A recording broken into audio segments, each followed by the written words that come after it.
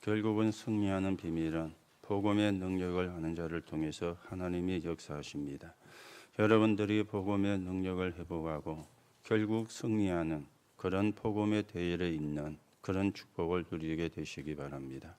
또 여러분 가운데 나는 가치가 없다라고 생각하시는 분이 계시다면 그 생각을 버리시고 비록 우리가 가치 있게 보이지만은 세계를 변화시키는 복음의 여정 속에 여러분과 제가 들어와 있습니다. 그 축복을 누리는 그런 응답이 오늘 예배를 통해서 회복되어지기를 바랍니다. 오늘 우리가 로마서 1장 8절에서 17절에 있는 말씀을 읽었는데요. 오늘 이 말씀에 보면은 바울이 내가 너희에게 가기를 원한다. 내가 너희에게 가기를 원하는 것을 너희가 모르지 않은 것이다. 그렇게 말씀을 하면서 오늘 바울은 이야기를 하고 있습니다. 내가 너희에게 빚진 자라 그렇게 이야기했죠. 이 빚은 무슨 빚인가 하면은 복음을 전해주지 않는 그 빚을 이야기를 하는 겁니다. 복음이 증거되어야 저주와 재앙에서 빠져나오는데 복음이 증거가 안 되어지니까 복음 증거를 안 해주니까 저주와 재앙 속에서 못 빠져나오고 있는 그들을 향해서 내가 너희에게 빚진 자라 복음의 빚진 자라 그렇게 말씀을 했습니다. 오늘 여러분들이 세상에 살면서 빚도 안 져야 되지만 또 우리가 빚도 지면서 또 살아갈 수도 있지만 진짜로 중요한 거는 복음의 빚진 자가 돼야 되거든요. 그게 하나님이 가장 원하는 겁니다. 그게 하나님이 가장 기뻐하는 것입니다. 여러분들이 살아가면서 내가 원하는 대로 안 되면 짜증내잖아요. 내가 원하는 대로 안 되면 신경질 내잖아요. 내가 원하는 대로 안 되면 분통을 드립니다. 그런데 우리는 하나님이 원하는 것은 안 하는데 거기에는 전혀 짜증이 안 나요. 거기에는 전혀 신경질도 안 내요. 거기에는 전혀 문제도 안 삼습니다. 좀 우리가 생각을 하셔야 되겠죠. 내가 원하는 대로 안 되면 짜증이 나는데 하나님이 원하는 걸 안 하는 데는 짜증이 안 난다. 뭔가 우리가 이상한 사람이잖아요. 진짜는 하나님이 원하시는 걸 원하는 크기에 내가 짜증이 나야 되는데 내가 원하는 거 안 되는 데는 짜증이 막 나거든요. 그렇다면 우리가 한 번쯤은 생각을 해보셔야 되겠죠. 내가 복음의 빚진 자인가? 내가 정말로 복음을 누리는 자인가? 복음의 가치를 알고 있고 복음의 능력을 알고 있는 자인가? 이 부분이 사실은 우리가 점검이 되어져야 되는 것입니다. 저는이 아니고 저도 가끔은 짜증을 잘 냅니다. 그래서 주로 보면은 내가 원하는 대로 안 될 때 짜증이 나죠. 특히 저희 집사람하고는 아침마다 좀 이렇게 옥신각신합니다. 뭐 때문에 옥신각신하는가 하면은 머리에 치는 흑채 때문에 이것 때문에 옥신각신을 해요. 이렇게 치다 보면 어떤 날은요 마음에 삭 들게 치실 때가 있어요. 어떤 날은요 자기는 잘 친다고 잘 치는데 제 마음에 안 들게 치실 때가 있어요. 그러면 그래 하지 말라면서 그래 치지 말라면서 자기들 마음에 안 들고 치겠습니까? 그런데 하다 보니까 이게 이제 시커먼 게 이마로 쭉 내려와 가지고 이마가 시커멓게 돼버는 거예요. 그래서 그걸 싹 물티슈로 닦으면은 닦은 그 선을 따라서 줄이 쪼개 나쁘는 거예요. 그러니까 보면은 이게 이제 표가 나는 게 이상하게 표가 나요. 그러니까 좀 잘 치라면서. 그러면 자기는 내가 잘 못 치고 싶어서 못 치나. 이래가지고 아침마다 오늘 아침에는 그래 안 했어요. 좀 비교적 잘 쳐져가지고. 왜 이 말씀을 드리는가 하면은 여러분과 제가 모든 부분에 그렇죠. 내가 원하는 대로 안 되면 짜증납니다. 내가 원하는 대로 안 되면 신경질도 납니다. 자, 그런데요, 한번 바꿔가지고 생각해 보세요. 하나님이 원하시는 걸 안 하는데 짜증이 납니까? 그때는 거의 그냥만 넘어가거든요. 하나님이 원하는 거 안 하는데 신경질 냅니까? 전혀 사실은 그렇지가 않거든요. 그렇죠? 여러분이 조금 생각을 해보시고 오늘 바울은 로마에 있는 사람들에게 편지를 보내면서 내가 너에게 빚진 자라 그랬는데 오늘 우리가 받은 이 복음은 저와 여러분을만 살리는 게 아니고 또 복음을 모르는 사람에게 증거되어서 그 사람을 살려야 되는 게 하나님의 뜻이기 때문에 이걸 알고 있는 바울은 내가 복음의 빚진 자라 그렇게 자신의 신앙의 고백을 했습니다. 그리고는 로마 복음화를 위해서 기도하고 내가 너에게 가서도 신령한 은사를 주기를 원하는데 이 신령한 은사가 뭡니까? 복음이잖아요. 최고의 신령한 은사가 복음이잖아요. 그래야 삼저주에서 빠져나오게 되니까 오늘도 여러분이 이 축복을 회복하고 우리가 하나님이 원하시는 복음운동에 서있는 그런 정인들이 세워져 가셔야 되겠습니다. 우리가 세상에 보면은 영적인 문제나 혹은 정신의 문제나 이런 문제를 가진 사람의 뉴스가 많이 나옵니다. 그러면 우리가 욕도 하기도 하지요. 아니면 비난도 하기도 합니다. 자, 그런데 여러분과 제가 아셔야 되는 게 있어요. 왜 세상에 사는 사람들에게 이런 영적인 문제가 들어오는가? 이걸 우리가 사실은 먼저 봐야 되거든요. 여러분, 세상에는 엘리트도 많이 있습니다. 우리 렘넌트들이 엘리트가 되려고 그 엘리트가 되면은 좀 보장이 되잖아요. 성공도 보장이 되고 출세도 보장이 되고 직장이 좋은데도 보장이 되고 그러면 수입도 좀 많아지고 그래서 사람들이 엘리트가 되려고 애를 씁니다.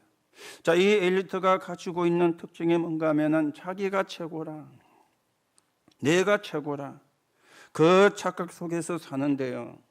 그것도 굉장한 위로가 되어지거든요. 그렇죠?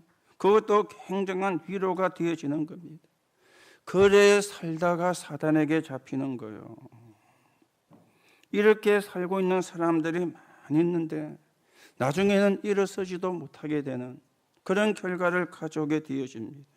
그게 창세기 3장과 6장과 11장 다른 걸 붙잡은 겁니다. 엘리트는 됐는데 저주와 재앙이 들어요. 성공은 했는데 저주와 재앙이 들어요. 그래서 영적인 문제가 오게 되는 것입니다. 여러분, 렘넌트는 렘넌트대로 빠지는 게 있습니다. 지금 우리 많은 렘넌트들이 폰에 중독이 되어가지고 좀 속된 말로 사족을 못 쓰는 그런 렘넌트도 많이 있는데요. 자, 그러면 기성세대인 여러분과 저는 어디에 빠지느냐? 여러분과 저는 좀 낫겠지요. 세상에 살고 있는 많은 불신자들 가운데 기성세대가 어디에 빠진다고 생각하십니까? 가장 쉽게는 음란, 그런 사이트가 너무 많으니까 폰을 통해서도 쉽게 볼 수 있으니까 음란에, 또 심지어 마약에 아니면은 도박에 빠진다. 그렇게 여러분과 제가 알고 있고 이야기도 할 수가 있을 겁니다. 그런데 그 정도는 약과입니다. 기성세대가 어디에 빠져가지고 있느냐? 무속인이 시키는 대로, 점쟁이가 시키는 대로 그 점쟁이의 말을 듣고요. 그런가 하면은 종교단체에 전 재산도 갖다 내고 생명도 갖다 바치는 그런 지금 기성세대들이 너무너무 지금 많은 시대가 되었거든요. 그게 사도행전 13장, 16장, 19장이 되어지는 겁니다. 그러면 그랬는데 잘 되면 되는데 영적인 문제가 오잖아요. 그랬으면 잘 돼야 되는데 어느 날 이겨낼 수 없는 재앙이 들어오잖아요. 그렇죠? 거기다가 숨은 병에 걸려가지고 있습니다. 개인이 빠져 있는데 그걸 보고 불신자 상태에서까지라 그래 이야기하죠. 이거는 숨은 병이거든요. 나도 모르게 거기에 빠져가 있는, 나도 모르게 걸려가지고 있는 문제가 되어지거든요. 이게 불신자 상태의 6가지입니다. 오늘 여러분이 잘 하신다고 생각하지 마시고 여러분도 막 성공하려고 출세하려고 발버둥을 치고 있는지도 모릅니다. 성공해야 돼. 그리고 거기에 위로를 받고 그게 최고라고 생각하면서 거기에 위안을 얻고 그런 사람도 저와 여러분 가운데 있을 수도 있고 있는지도 모르겠습니다. 오늘 여러분이 좀 잘 생각을 하시고요. 좀 전에 말씀을 드린 것처럼 내가 원하는 대로 안 되면 짜증이 나는데 그거 우리가 바꿔야 되거든.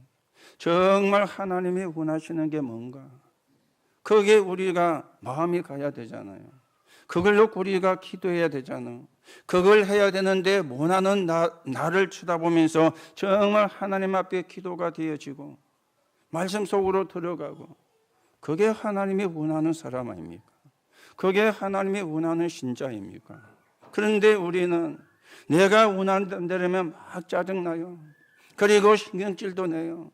그리고는요, 그게 또 상처가 되고, 또 다른데 우리가 그걸 화풀이도 분풀이도 하고, 그러면 우리가 불신자 같은 수준밖에 안 되죠. 그 수준 가지고는 세계 복음화를 할 수가 없거든요. 오늘도 여러분들이 영적인 힘을 얻는 귀중한 시간 되시고 하나님의 언약을 바르게 붙잡는 축복의 시간이 되어지기를 바랍니다. 오늘 바울은 로마를 복음하기 위해서 로마 복음화의 시작을 말씀했는데 왜 로마 복음화를 해야 됩니까? 이 사단이 강대국을 통해 가지고 우상 숭배를 강요하고 전 세계 우상을 퍼뜨리는 걸 이 바울은 복음의 눈으로 본 것입니다. 그래서 로마의 복음이 증거되어야 되겠다. 저 강대국을 통해서 전 세계 우상 숭배가 증거되는데 그걸 뒤집어서 복음을 증거하는 통로로 삼아야 되겠다.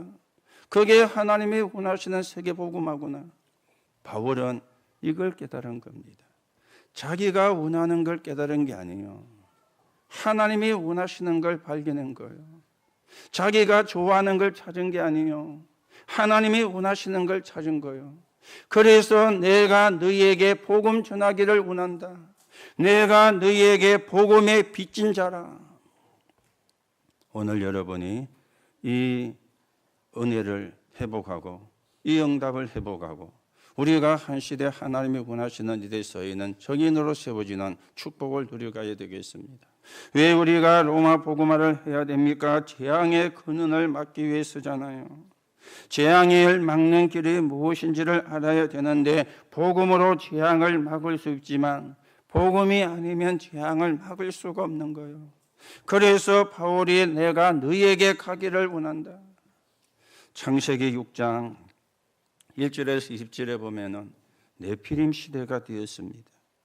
복음을 몰랐던 시대의 사람들이 홍수로 멸망을 받았는데 노아는 방주를 만들고 구원을 받았어요. 이게 재앙을 막는 길이거든. 여러분들이 복음 운동하는 거는 재앙을 막는 길입니다. 여러분들이 복음 운동을 하는 거는 저주를 막는 길입니다. 그래서 다 홍수로 멸망을 받는데 노아는 방주를 만들어 가지고 구원을 받은 거예요. 창세기 11장 1절에서 8절에 보면은 인간이 최고임을 여기는 바벨탑을 쌓았잖아요. 우리의 이름을 내자. 우리가 성을 다해서 그 끝을 하늘에 닿게 하자. 인간이 최고다. 인간이 전부다. 이걸 강조했던 바벨탑을 쌓았는데 하나님은 그 바벨탑을 무너뜨리고 아브라함을 불러서 내가 네게 지시할 땅으로 가라. 그렇게 하나님은 말씀을 한 것입니다. 출애굽기 3장 1절에 18절에 보니까 이스라엘 백성이 애굽의 노예를 하고 있는데 노예를 하는 정도가 아니에요. 애굽의 우상을 만드는 일에 노예를 하고 있는 거예요.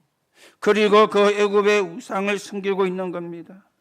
애굽의 우상에서 벗어나서 희생 제사 드려라. 이 언약을 붙잡고 이스라엘이 출애굽을 하고 그리고 가나안 땅에 가는 하나님의 응답을 누리게 되어진 것입니다. 사무엘상 5장 12절에도 볼 것 같으면 언약 계약궤에 블레셋의 우상이 무너졌는데 블레셋이 믿는 신이 다곤 신이었잖아요. 언약궤를 빼앗아다가 다곤 신당에다 갖다 놓은 거예요. 그 우상의 신당에다가. 이게 말이 되는 이야기입니까? 이스라엘이 영적인 힘이 없으니까 복음의 능력을 깨닫지를 못하니까 언약궤를 빼앗겨 버린 겁니다. 이걸 다곤의 신당에다 갖다 놨는데 하나님이 어떻게 역사하셨느냐? 다곤의 신당을 무너뜨리고 그 신상에 목과 팔을 잘라버린 거예요. 그러니 블레셋이 야단이 난 거죠. 여러분, 복음이 아니면 재앙을 못 이깁니다. 복음이 아니면 재앙을 막을 수가 없습니다. 다니엘서 3장 1절에서 24절에 보면은 사드락과 메삭과 아벳노고 세 친구가 바벨론 우상 앞에 절하지 아니했는데 너보 신상을 세워놓고는 지금도 하나님 말고 다른 걸 자꾸만 순결하고 강요를 하죠. 지금도 하나님 말고 다른 걸 자꾸 믿으라고 요구를 하고 있습니다. 사람을 통해서 일어나는데 배우는 누구냐? 사단이 그렇게 역사를 하고 있는 것이죠. 오늘 우리가 읽는 로마서 2장 1절 10절에 보면은 하나님이 로마의 우상을 꺾기 위하여 교회를 세웠습니다. 그래서 교회가 뭐 하는 곳인가? 교회가 무엇을 해야 되는가? 여러분과 제가 바르게 확인하고 하나님이 원하시는 것을 하는 그 하나님의 계획 속에 있는 언약의 예정 속에 있는 저와 여러분이 되어져야 되겠습니다. 자, 그러면 두 번째로 생각을 하셔야 되겠죠. 왜 로마를 복음화해야 되느냐? 후대의 멸망을 막기 위해서요. 후대를 살리는 길이 무엇인지를 알아야 됩니다. 출애굽기 3장 1절에 18절에 보니까 복음을 깨닫지를 못하면 이스라엘처럼 노예가 되는 거예요. 전 후대가 문화의 노예가 돼가지고 그 문화가 복음 문화 같으면 다행인데 흑암 문화잖아요. 지금 전 세계는 사단에 스밋된 사람이 만들어내는 문화 속에서 우리 후대가 후적거리고 있거든요. 그 후대를 살리는 길이 하지 말아 갖고 안 되는 게 아니잖아요. 하지 말라고 해가지고 되는 것 같으면 문제도 아니잖아요. 그렇죠? 이미 생각이, 이미 정신이 잡힌 거예요. 그래서 우리가 전 현장에 복음운동을 펴야 되는 겁니다. 예레미야 애가 4장 1절 5절에 보니까 이스라엘이 바벨론 포로가 되어서 고생을 하는데요. 메마른 삶을 살아요. 목이 마른데 입에 물을 넣어주는 사람이 없어요. 배가 고파가지고 혀가 입천장에 붙었는데 먹을 걸 주는 사람이 없어요. 실제로 양식이 없어가 그렇게도 되어졌지만 하나님의 말씀이 끊어지니까 메마른 인생이 되어진 겁니다. 여러분, 메마른 인생이 되어지면 어떻게 되는지 아시죠? 지밖에 몰라요. 자기밖에 몰라요. 그래서 사람을 죽이는 일도 서슴지 않고 하게 되어지고 이런 일들이 일어나게 되어지는 겁니다.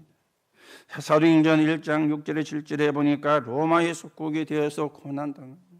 마태복음 27장 25절에 이스라엘 백성은 유리방황하면서 학살을 당하게 되어지는데 이 이스라엘 백성이 독일 사람 히틀러에 가지고 수많은 유대인이 죽임을 당하는 이런 일들이 일어나게 되어진 것입니다.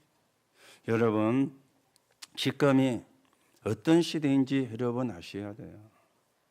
지금이 어떤 시대냐? 3차 산업시대가 지나가고 4차, 5차 산업시대가 와시게 되어집니다. 여러분이 4차, 5차 산업시대가 뭐라면은 그게 뭔 말이지 이해를 잘 못하는 사람도 있을 수가 있습니다. 쉽게 말씀을 드리면요. 올해입니까? 작년입니까? 우리나라에서 현재 바둑을 제일 잘 둔다는 이세돌이라는 바둑 기사가 있었잖아요. 그 이세돌하고 알파고라고 하는 구글에서 만들어낸 구글 딥마인드에서 만들어낸 인공지능 컴퓨터하고 바둑 대결이 붙은 겁니다. 그 여러분 뉴스를 통해서 아시죠? 그게 4차 산업이에요. 그게 5차 산업이 되어지는 거예요. 이 이세돌이라는 기사가 우리나라에서 바둑을 지금은 또 다른 사람이 박정환인가 그렇다는데 하여튼 최고로 잘 둔다고. 그래서 첫 판부터가 졌어요. 두 번째 판부터가 졌어요. 세 번째도부터가 졌어요. 네 번째는 이겼어요. 그리고 다섯 번째부터가 또 졌어요. 1승 4패. 그래서 1승을 한 것도 대단한 거다. 그렇게 막 이야기가 되어진 거죠. 그런데 이 구글 딥마인드에서 만들어낸 이 알파고라는 컴퓨터는요, 쉽게 말하면 로봇요, 지금까지 있었던 모든 바둑의 대국을 전부 다 그 컴퓨터 속에 입력을 시킨 거예요. 이게 그걸 응용을 하는 속도가 이 머리보다 빠른 거예요. 그게 수가 굉장히 앞서가는 거죠. 그러니까 이길 수가 없었던 거예요. 그런데 재미난 이야기는 가짜 뉴스인지 모르겠습니다만은 이런 이야기가 나왔어요. 그때 알파고가 이세돌에게 진 거는 한 번 져준 거라. 가짜 뉴스인지는 모르겠는데 그 뉴스가 나왔어요. 한 번 져준 거라. 제가 지금 바둑 이야기를 하는 게 아닙니다. 4차, 5차 산업시대가 지금 우리 속에 들어오고 있습니다. 이 정도로요. 그리고는요, 지금 우리가 뭐 동성애 뭐 반대도 하고 교회에서 또 그런 걸 또 그간 사람들이 나오면 또 반대쪽에 가고 막 데모도 하고 이렇게 지금 하고 있잖아요. 지금은 그런데요, 어떤 지금 뭐 시대가 되어지면 결혼을 안 해도 돼요. 로봇을 남자처럼 딱 만들어 가지고 여자처럼 만들어 가지고 같이 사는 거예요. 그 로봇하고 모든 걸 다 할 수 있어요. 이런 지금 시대가 우리 사회 속에 지금 들어오고 있습니다. 결혼을 안 해도 돼. 여자가 없어도 돼. 남자가 없어도 돼. 로봇이 그걸 대신해 주니까. 남자나 여자나 같이 살면은 짜증날 때도 많잖아요. 아까 말씀을 드렸죠. 내 마음대로 안 되면 짜증나잖아요. 여러분은 생전 부인에게 짜증 안 내시죠? 남편에게 짜증 안 내시죠? 자녀에게도 인상 한 번도 안 쓰시죠? 사람은요, 내 마음대로 안 되면 그래야 돼요. 그런데 이건 로봇이라 한 번도 짜증을 안 내. 내가 때려펴도 짜증을 안 내. 밥을 안 줘도 짜증을 안 내. 얼마나 편합니까? 지금요, 이런 지금 시대가 온 거예요. 지난번에 우리 학원 복음회에서 유목사님께 뭐 10가지 질문을 한 것 가운데 뭐 동성애에 대한 이야기도 나왔는데, 동성애는 병이다. 뭐 영적인 병이다. 병에 걸렸다고 봐야 된다. 그렇게 그 부분을 정리를 뭐 간단하게 하셨거든요. 자, 그런데요, 지금 이런 일이 일어났어요. 아버지가 렘넌트가 고민을 이야기한 겁니다. 렘넌트가 고민을 이야기했는데 어떤 고민을 이야기했느냐? 아버지가 엘리트요. 우리나라 최고 대학을 나왔어요. 이 아버지가 자녀 보고 뭐라고 이야기하느냐? 야, 지금 시대가 동성애가 대세가 아니냐? 아버지가 아이 보고요. 지금 시대가 동성애가 대세가 아니냐? 여러분 아시죠? 여러분 어떤 회사에서 나온 스마트폰을 가지고 있는지 모르겠습니다. 여러분 가운데도 애플에서 나온 스마트폰을 가지고 계시는 분 계시죠? 저는 삼성에서 나온 것 갖고 있습니다만은, 여러분 가운데 애플에서 나온 사과 비어 먹은 마크 있는 거, 그 애플 거거든요. 그 애플에서 나온 스마트폰 가지고 있는 분 계실 겁니다. 그 애플의 CEO가 누구냐? 지금 딤 쿡이라는 사람이에요. 딤 쿡. 이 사람이 뭐라고 이야기했는가 하면은, 신이 내게 준 최고의 선물이 동성애다. 그랬어요. 그 사람이 동성애자예요. 동성애자. 그러니까 아버지가 아이 보고요, 네가 성공하려면 너도 동성애를 해야 돼. 렘넌트가 고민을 이야기하는데 그 고민을 이야기했습니다. 아버지가 엘리트고 최고 대학을 나온 사람인데 자식에게 그렇게 이야기를 했어요. 그래서 이 아이가 자기 아버지가 그러는 것을 보고, 야, 우리 아버지가 성공에 많이 집착이 되어가 있구나. 성공에 굉장히 집착이 되어가 있구나. 자기 아버지를 보고 그래 말할 수는 없는데 아버지가 그렇게 이야기하니까 그렇게 판단을 한 겁니다. 어느 날 망하는데 망하는 정도가 아니고 폭삭 망하는 이런 결과를 가져오게 되어지거든요. 여러분, 이게 지금 우리 사회 속에 일어나고 있는. 그런데요, 그걸 지금 제가 이야기하려고 하는 게 아닙니다. 인공지능을 가진 로봇가 생산이 되어 나오는데 이 로봇에다가 인공지능을 심어줬는데 앞으로 어떤 시대가 오느냐? 로봇이 인간을 보고 나 저 남자하고 결혼하고 싶다. 내 저 여자하고 결혼하고 싶다. 그렇게 되는 시대도 온다는 겁니다. 그게 5차 산업시대예요. 아니, 남자가 여자를 보고 저 여자하고 결혼하고 싶다. 아니면 여자가 남자를 보고 저 남자하고 결혼하고 싶다. 이래야 되는데 로봇이 인간을 보고 내가 저 남자하고 결혼하고 싶어. 이 말이 되는 이야기입니까? 그런데 말이 되는 이야기예요. 그게 5차 산업시대예요. 인공지능을 로봇에 입력을 시키면 그래 된다는 겁니다. 여러분, 후대를 살리는 길이 뭔지 아셔야 됩니다. 우리는 뭣도 모르고요, 막 그 문화 속에 휩쓸려 가고요, 그 문화 속에 빠져가 가지고 이게 뭔지도 모르고 우리가 장단을 맞추고요, 이런 심각한 사회입니다. 오늘 여러분이 왜 우리가 로마를 복음해야 되는가, 왜 우리가 복음 운동해야 되는가, 분명한 답을 찾아내시고 여러분과 제가 내가 원하는 것이 아니라 하나님이 원하시는 것을 하게 되는 하나님의 응답이 있기를 예수님의 이름으로 축복합니다. 그래서 세 번째로 생각해야 돼요. 어떻게 우리가 시작을 해야 됩니까? 로마서 1장 16절 17로 시작을 해야 됩니다. 특히 오늘 우리가 읽은 17절에 보면은 믿음으로 믿음에 이르게 하나니 기록된 바 오직 의인은 믿음으로 말미암아 살리라 그랬는데, 이거는 하박국 2장 4절에 했던 말입니다. 그걸 바울이 인용을 했죠. 그리고 1500년이 지난 뒤에 루터가 이걸 인용해 가지고 종교 개혁을 했던 하나님의 말씀입니다. 우리가 어디에서 시작을 해야 됩니까? 로마서 1장 16절입니다. 복음은 세상에서 가장 사랑스러운 거예요. 삼저주에서 빠져나오니까, 삼저주에서 빠져나오게 하니까, 재앙에서, 사단에게서, 지옥 배경에서, 여기서 빠져나오는 길은 복음밖에 없습니다. 이 삼저주에서 나온 게 12가지 인상 문제잖아요. 그래서 복음은 세상에서 가장 사랑스러운 거요, 여기서 시작을 해야 돼요. 그리고 1장 17절에 보면은 복음은 오직 믿음으로 의인이 되는 것입니다. 그렇죠? 오직 믿음으로 의인이 되는 것입니다.